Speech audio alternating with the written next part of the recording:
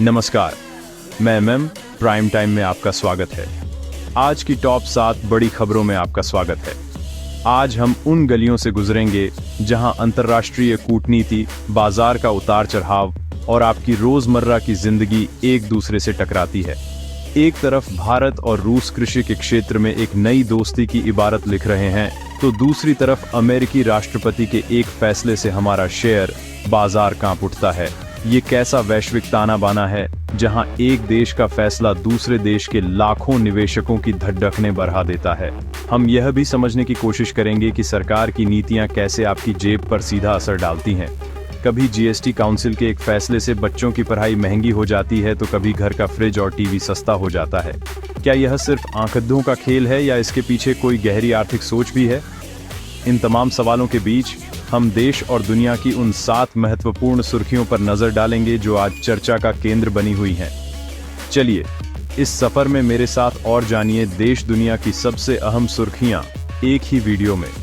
आज के इस एपिसोड में हम सिर्फ खबरें नहीं बताएंगे, बल्कि खबरों के पीछे की कहानियों को भी टटोलेंगे। हम देखेंगे कि कैसे एक भारतीय कंपनी दुनिया के मंच पर अपनी जगह बनाती है और कैसे एक वैश्विक ई-कॉमर्स दिग्गज पर अरबों का जुर्माना लग जाता है। ये खबरें सिर्फ हेडलाइन नहीं हैं, ये हमारे समय का दस्तावेज हैं। ये बताती हैं कि दुनिया किस दिशा में जा रही है और हम एक नागरिक के तौर पर इस बदलते परिदृश्य में कहाँ खड़ी दिए हैं। तो बने रहिए मेरे साथ, हम इन सभी पहलुओं पर विस्तार से बात करेंगे। आज की पहली और सबसे बड़ी सुर्खी हमें दिल्ली और मॉस्को के गलियारों में ले जाती है। भारत और रूस, जो दशकों से रक्षा और ऊर्जा के क्षेत्र में साझेदार रहे हैं, अब खेती किसानी के मैदान में एक नई जुगलबंदी की तैयारी कर रहे हैं। खबर है कि दोनों देश कृषि और उर्वरक यानी फर्टिलाइजर के क्षेत्र में एक बड़ी डील करने जा रहे हैं। ये सिर्फ एक व्यापारिक समझौता नहीं है, ये उस बदलती दुनिया का संकेत है जहां देश अपनी खाद्य सुरक्षा को सुनिश्चित करने के लिए पारंपरिक गठबंधनों से आगे देख रहे हैं। रूस, जो दुनिया में उर्वरक का एक बड़ा उत्पादक है, भारत की विशाल कृषि अर्थव्यवस्था के लिए एक स्वाभाविक साझेदार बनकर उभर रहा है। यह समझौता उस वक्त हो रहा है जब पूरी दुनिया में सप्लाई चेन की समस्या बनी हुई है। इस डील के मायने बहुत गहरे हैं। एक तरफ इससे भारतीय किसानों को समय पर और सही कीमत पर उर्वरक मिलने की उम्मीद है, जो हमारी फसलों के उत्पादन के लिए बेहद जरूरी है। दूसरी तरफ यह भारत की विदेश नीति में एक और महत्वपूर्ण अध्याय जोड़ता है, जो यह दिखाता है कि भारत अपने राष्ट्रीय हितों को सर्वोपरि रखते हुए किसी भी देश के साथ काम करने को तैयार है। अमेरिका और पश्चिमी देशों के दबाव के बावजूद रूस के साथ भारत के लगातार मजबूत होते रिश्ते इस बात का प्रमाण हैं। सवाल यह है कि क्या यह कृषि क्रांति की एक नई शुरुआत है या फिर यह सिर्फ एक और कूटनीतिक दांव है जिसका असर भविष्य के गर्भ में छिपा है। अब चलते हैं दलाल स्ट्रीट की ओर, जहां आज निवेशकों के चेहरों पर मायूसी छाई रही। भारतीय शेयर बाजार में आज भारी गिरावट देखी गई और इस गिरावट की गूंज 7 समंदर पार वॉशिंगटन से आई। अमेरिका के राष्ट्रपति डोनाल्ड ट्रंप ने एक बार फिर टैरिफ का हथियार चलाया है और इसका सीधा असर भारतीय बाजार पर, खासकर फार्मा शेयरों पर पड़ी दिया है। सोचने वाली बात है कि हजारों मील दूर लिया गया एक फैसला हमारे देश के लाखों छोटे बड़े निवेशकों की जमा पूंजी पर कैसे असर डाल सकता है। ये आज के ग्लोबलाइज्ड वर्ल्ड की वो सच्चाई है जिससे हम मुंह नहीं मोड़ सकते। फार्मा सेक्टर, जिसे भारत की अर्थव्यवस्था का एक मजबूत स्तंभ माना जाता है, आज सबसे ज्यादा प्रभावित हुआ। कई बड़ी दवा कंपनियों के शेयर धड़ाम हो गए। यह हमें याद दिलाता है कि हमारी अर्थव्यवस्था की नसें किस तरह वैश्विक राजनीति और व्यापार से जुड़ी हुई हैं। जब भी अमेरिका या चीन में कोई बड़ी हलचल होती है, उसका कंपन हमें यहाँ महसूस होता है। सवाल यह उठता है कि क्या भारतीय बाजार इस तरह के बाहरी झटकों को सहने के लिए पर्याप्त रूप से मजबूत है, या हमें अपनी आर्थिक नीतियों पर फिर से विचार करने की जरूरत है ताकि हम इस तरह की अस्थिरता से खुद को बचा सकें। सरकार जब नीतियां बनाती है तो उसका असर सीधे आपकी रसोई और आपके ड्राइंग रूम तक पहुंचता है। जीएसटी काउंसिल की हालिया बैठक से निकले फैसले कुछ ऐसा ही कर रहे हैं। एक तरफ जहां टीवी, फ्रिज और एयर कंडीशनर जैसे घरेलू उपकरण सस्ते होने जा रहे हैं, वहीं दूसरी तरफ कागज पर टैक्स बढ़ा दिया गया है। इसका सीधा मतलब है कि अब बच्चों की किताबें, कॉपियां और हर तरह के कागजी दस्तावेज महंगे हो जाएंगे। यह एक अजीब विरोधाभास है। एक तरफ हम डिजिटल इंडिया की बात करते हैं, लेकिन आज भी हमारे देश की शिक्षा व्यवस्था का आधार कागज और कलम ही है। इस फैसले पर कई सवाल उठ रहे हैं। क्या मनोरंजन को शिक्षा पर तरजीह दी जा रही है? एक औसत परिवार के बजट पर इसका क्या असर पड़ेगा? जहां एक फ्रिज या टीवी लोग कई सालों में एक बार खरीदते हैं, वहीं बच्चों की किताबें और कॉपियां हर साल की जरूरत है। कागज पर जीएसटी बढ़ाने से प्रिंटिंग उद्योग से लेकर प्रकाशकों तक एक पूरी श्रृंखला प्रभावित होगी और इसका अंतिम बोझ आम आदमी की जेब पर ही पड़ेगा।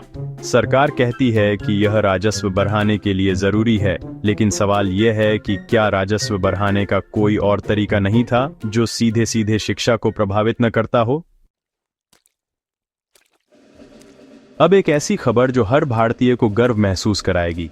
भारत की सीडीएचओ पर दशकों से राज करने वाली मारुति सुजुकी ने अब दुनिया के बाजार में भी अपना डंका बजा दिया है।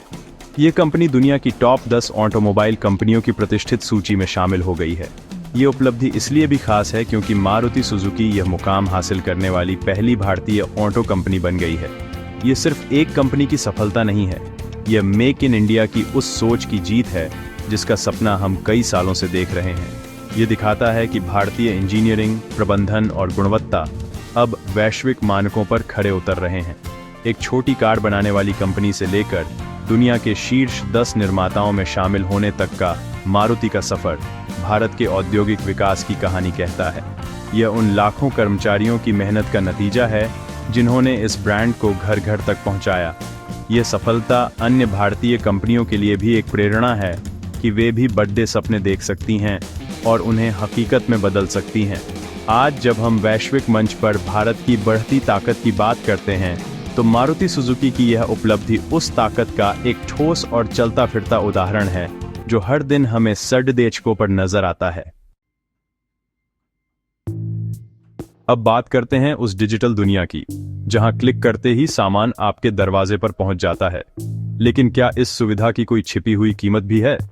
दुनिया की सबसे बड़ी ई-कॉमर्स कंपनी अमेजन पर अमेरिका में $2.5 अरब का भारी भरकम जुर्माना लगाया गया है। आरोप है कि कंपनी ने अपने प्लेटफॉर्म पर ग्राहकों को धोखा दिया और उनसे जुड़ी जानकारियों का गलत इस्तेमाल किया। यह जुर्माना हमें यह सोचने पर मजबूर करता है कि क्या हम इन बड़ी टेक कंपनियों पर आंख मूंद कर भरोसा कर सकते हैं? जो कंपनियां हमारे खरीदने, सोचने और जीने के तरीके को बदल रही हैं, क्या वे नैतिक रूप से भी उतनी ही जवाबदेह हैं? यह मामला सिर्फ अमेरिका तक सीमित नहीं है। भारत समेत दुनिया के कई देशों में अमेजन और अन्य बड़ी टेक कंपनियों की व्यापारिक नीतियों पर सवाल उठते रहे हैं। छोटे व्यापारियों को खत्म करने से लेकर डेटा प्राइवेसी के उल्लंघन तक इन पर कई गंभीर आरोप लगते रहे हैं। $2.5 अरब का यह जुर्माना एक चेतावनी है, एक संदेश है कि कोई भी कंपनी कानून से ऊपर नहीं है। लेकिन क्या इतना बड़ा जुर्माना भी इन खरबों डॉलर की कंपनियों को अपनी कार्यप्रणाली बदलने पर मजबूर कर पाएगा, या यह सिर्फ व्यापार करने की लागत का एक हिस्सा बनकर रह जाएगा जिसे वे आसानी से वहन कर लेंगी? एक दिलचस्प और चौंकाने वाली खबर एयरपोर्ट्स की चमचमाती दुनिया से आ रही है। भारत के हवाई अड्डों पर मौजूद ड्यूटी फ्री दुकानों पर शराब की बिक्री ने सारे रिकॉर्ड तोड़ दिए हैं। आंकड़े बताते हैं कि इन दुकानों पर शराब की बिक्री देश के घरेलू बाजार में होने वाली बिक्री से भी तेजी से बढ़ रही है। यह आंकड़ा सिर्फ व्यापार का नहीं, बल्कि हमारे समाज में बदलते चलन और बढ़ती आकांक्षाओं का भी एक पैमाना है। हवाई यात्रा अब सिर्फ कुछ अमीर लोगों तक सीमित नहीं रही। मध्यम वर्ग का एक बड़ा हिस्सा भी अब हवाई जहाज से सफर कर रहा है और यह उसकी बदलती जीवन शैली का प्रतीक है। यह ट्रेंड हमें कई बातें बताता है। एक तरफ यह देश में बढ़ती डिस्पोजेबल इनकम यानी खर्च करने योग्य आय का संकेत है, तो दूसरी तरफ यह ग्लोबल ब्रांड्स के प्रति बढ़ते आकर्षण को भी दर्शाता है। ड्यूटी फ्री दुकानों पर अंतर्राष्ट्रीय ब्रांड्स की उपलब्धता और कीमतों में छूट यात्रियों के लिए एक बड़ा आकर्षण है। एयरपोर्ट्स अब सिर्फ यात्रा के ट्रांजिट पॉइंट नहीं रह गए हैं, वे अपने आप में एक शॉपिंग डेस्टिनेशन बन गए हैं। लेकिन इस चमक दमक के बीच यह सवाल भी उठता है कि क्या यह बढ़ती खपत समाज के स्वास्थ्य और आदतों पर भी कोई असर डाल रही है? यह आंखदा अर्थशास्त्रियों और समाजशास्त्रियों दोनों के लिए अध्ययन का एक रोचक विषय है। और अब बात देश के सबसे बड़े आईटी एम्प्लॉयर और सॉफ्टवेयर निर्यातक टाटा कंसल्टेंसी सर्विसेज यानी टीसीएस की। एक समय था जब टीसीएस का शेयर खरीदना सफलता की गारंटी माना जाता था, लेकिन इस साल कहानी कुछ और ही है। आंकड़े बताते हैं कि देश की इस सबसे बड़ी आईटी कंपनी के शेयरों में इस साल भारी गिरावट दर्ज की गई है, जिससे निवेशकों में चिंता का माहौल है। यह गिरावट सिर्फ टीसीएस तक सीमित नहीं है, बल्कि यह पूरे भारतीय आईटी सेक्टर पर मंडरा रहे संकट के बादलों की ओर इशारा करती है। वैश्विक मंदी की आहट, खासकर अमेरिका और यूरोप में टेक्नोलॉजी खर्च में कटौती का सीधा असर हमारी आईटी कंपनियों पर पड़ीडीएच रहा है। यह गिरावट हमें बताती है कि कोई भी सेक्टर हमेशा के लिए सुरक्षित नहीं होता। भारतीय आईटी उद्योग, जिसने लाखों युवाओं को रोजगार दिया और भारत की वैश्विक छवि बनाई, आज एक बड़े बदलाव के द्वार से गुजर रहा है। कंपनियां अब आर्टिफिशियल इंटेलिजेंस और नई तकनीकों पर ध्यान केंद्रित करने के लिए मजबूर हैं। टीसीएस के शेयरों का गिरना सिर्फ एक वित्तीय खबर नहीं है, यह एक वेकअप कॉल है। यह सवाल पूछता है कि क्या हमारा आईटी सेक्टर भविष्य की चुनौतियों के लिए तैयार है, और इस बदलाव का उन लाखों कर्मचारियों के भविष्य पर क्या असर पड़ेगा जो इस उद्योग पर निर्भर हैं।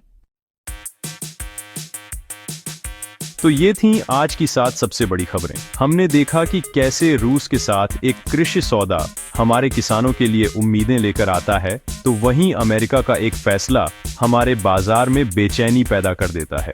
हमने यह भी समझा कि जीएसटी के एक छोटे से बदलाव से आपकी जेब पर क्या असर पड़ेगा सकता है, और कैसे भारत की एक कंपनी दुनिया के नक्शे पर अपनी पहचान बना रही है।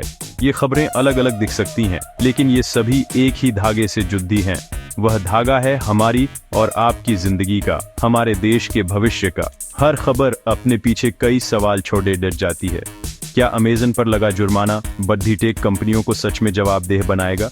क्या टीसीएस की गिरावट आईटी सेक्टर के लिए एक बड़े संकट का संकेत है? इन सवालों के जवाब हमें और आपको मिलकर खोजने होंगे, क्योंकि एक जागरूक नागरिक होना ही लोकतंत्र की सबसे बड़ी ताकत है। खबरों का मकसद आपको सिर्फ सूचित करना नहीं, बल्कि आपको सोचने पर मजबूर करना भी है। प्राइम टाइम में हमारी कोशिश यही रहती है कि हम आपके सामने तथ्यों को रखें और आपको उन पर विचार करने के लिए प्रेरित करें। उम्मीद है आज की इन चर्चाओं ने आपको दुनिया को समझने का एक नया नजरिया दिया होगा। आज के लिए बस इतना ही। ऐसी ही ताज़ा और महत्वपूर्ण खबरों के लिए, उनके विश्लेषण के लिए और खबरों के पीछे की कहानियों को जानने के लिए इस चैनल को सब्सक्राइब करें। अपना और अपनों का ख्याल रखें। धन्यवाद। शुभ रात्रि।